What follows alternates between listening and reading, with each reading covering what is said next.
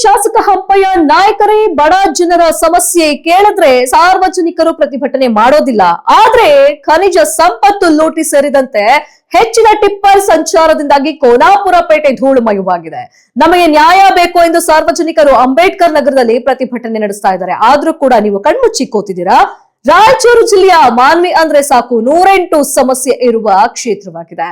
ಆದ್ರೆ ಭಾರತ ದೇಶಕ್ಕೆ ಸ್ವಾತಂತ್ರ್ಯ ಲಭಿಸಿ 75 ವರ್ಷ ಗತಿಸಿದ್ರು ಸಹ ಆಸ್ಪತ್ರೆಯಲ್ಲಿ ತಜ್ಞ ವೈದ್ಯರು ಸೇರಿದಂತೆ ಹಬ್ಸ್ಗಳನ್ನ ತೆರವುಗೊಳಿಸಬೇಕು ಎಂದು ಹೋರಾಟಗಾರ ಗುರುರಾಜ್ ನಾಗಲಾಪುರ ಒತ್ತಾಯಿಸಿದ್ರು. ಕೋನಾಪುರ ಪೇಟೆ ಮತ್ತು ಅಂಬೇಡ್ಕರ್ ನಗರದಲ್ಲಿ ವಾಹನ ದಟ್ಟಣೆ ಸಂಚಾರದಿಂದಾಗಿ ಧೂಳುಮಯವಾಗಿದ್ದರಿಂದ ಜನರು ನಾನಾ ರೋಗಗಳಿಗೆ ತುತ್ತಾಗ್ತಾ ಇದ್ದಾರೆ. ಹೀಗಾಗಿ ನಮ್ಮ ಸಮಸ್ಯೆ ಅರಿತು ಸರ್ಕಾರ ಕೂಡಲೇ ಬೈಪಾಸ್ ವ್ಯವಸ್ಥೆ ಮಾಡಬೇಕು ಎಂದು ಅಲ್ಲಿನ ಗ್ರಾಮಸ್ಥರು ಆಗ್ರಹಿಸಿದ್ದಾರೆ. ಸಾಯಂಕಾಲ ತನ ಇಲ್ಲಿ ಕಡುಬಡವರು ಇಲ್ಲಿ ವಾಸಿಸುತ್ತಿದ್ದಾರೆ. ಇಲ್ಲೇನು ದೊಡ್ಡವರು ಯಾರಿಲ್ಲ. ಇಲ್ಲಿ ಹೈವೇ ರೋಡ್ ಕೋನಾಪುರ ಪೇಟೆಯಲ್ಲಿ ಹಿಡಿದು ಚಿಗಲ್ಪರಿ ತನ ಹೈವೇ ರೋಡು ಅಷ್ಟು ಟ್ರಾಫಿಕ್ ಇರೋದಲ್ಲ, ಅಂಥ ಪರಿ ಇದು ಟ್ರಾಫಿಕ್ ಇರ್ತದೆ. ಇನ್ನೂ ಒಂದು ಬೈಪಾಸ್ ಮಾಡಂತೇಳಿ ನಾವು ವಿನಂತಿ ಮಾಡಿಕೊಳ್ತೀವಿ. ಅಲ್ಲ ಸರ್, ಏನಂತಂದ್ರೆ ಈ ಕೋನಾಪುರ ಪೇಟೆ ಭಾಗದಲ್ಲಿ ಖನಿಜ ಸಂಪತ್ತು ಇದೇ ರಸ್ತೆ ಮೂಲಕ ಸಾಗಣೆ ಮಾಡ್ತಾರೆ ಆದ್ರೆ ಈ ರೀತಿ ಖನಿಜ ಸಂಪತ್ತು ಲೂಟಿ ಮಾಡ್ತಾ ಇದಾರೆ, ಓವರ್ಲೋಡಿಂಗ್ ಮಾಡ್ತಾರೆ ಅಂತ ಹೇಳಿ ಇದಕ್ಕೇನು ಸರ್ಕಾರ ಏನ್ ಮಾಡ್ತಾ ಇದೆ? ಇಲ್ಲಿ ಓವರ್ಲೋಡ್ ಅಂತ ಆಯ್ತು, ಓವರ್ಲೋಡು ಹೋಗ್ತಾವ್ರಿ. ಇನ್ನೂ ಒಂದು ಏನಪ್ಪ ಅಂತಂದ್ರೆ ಬೈಪಾಸ್ ಮಾಡ್ರಿ ಅಷ್ಟೇ.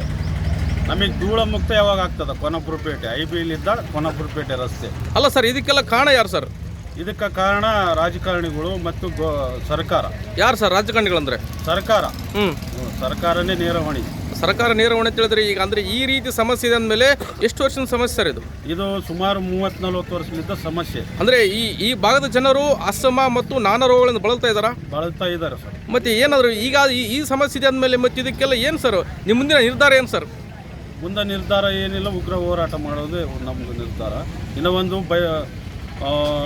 ನಮ್ಮ ಮಾನವಿ ಇದು ತುಂಗಭದ್ರಾ ನದಿ ಇದಾಗ್ತಾ ಇದೆ, ಬಿಚ್ಕಂ ಬ್ಯಾರೇಜ್ ಆಗ್ತಾ ಇದೆ. ಆದ್ದರಿಂದ ಮತ್ತೆ ಬೈಪಾಸ್ ಮಾಡ್ಬೇಕಂತೇಳಿ ನಾವು ಈ ಧರಣಿಯನ್ನು ಕುಂತಿದ್ದೀವಿ.